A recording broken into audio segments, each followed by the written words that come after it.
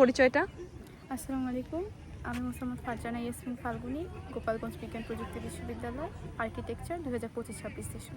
আচ্ছা আপু, আপনি যে বনিশিখা ট্রেনিংটা নিচ্ছেন, আজকে তো হচ্ছে চতুর্থ দিন, আপনার ভেতরে কি কোনো পরিবর্তন দেখতে পাচ্ছেন আত্মবিশ্বাসের জায়গাটা?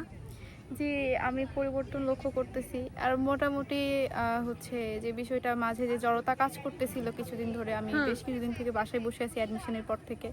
তো এখানে আসার পর যেহেতু আমি অনেক দিন থেকেই বাসায় বসে আছি, আমার খুব বিরক্তি কাজ করতেছিল। তো এখানে আসার পর আমার অনেক ভালো লাগতেছে, আমি সবার সাথে মিশতে পারছি, আমার নতুন কানেকশন তৈরি হচ্ছে, তো সব মিলাই ভালোই লাগছে। আচ্ছা, এই যে ট্রেনিংয়ে নানান ধরনের সেশন হচ্ছে, আপনার সাংগঠনিক সেশন হয়েছে, উপস্থাপনা হয়েছে, ওভারঅল এই বিষয়গুলোকে আপনি কিভাবে দেখতেছেন মেয়েদের জন্য?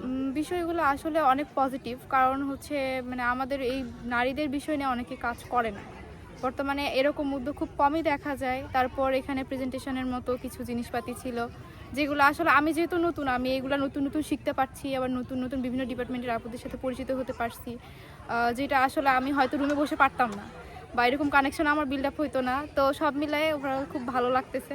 আচ্ছা, বনিশিখা গ্রিন ভয়েসকে কিছু বলতে চান? একটু সময় দেন আপু। গ্রিন ভয়েসকে নিয়ে কিছু বলতে চান?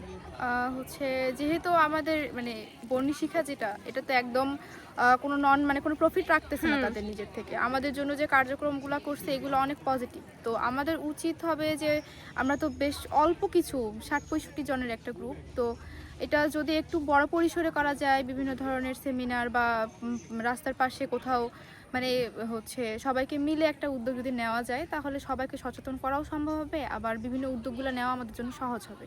ওকে, ধন্যবাদ।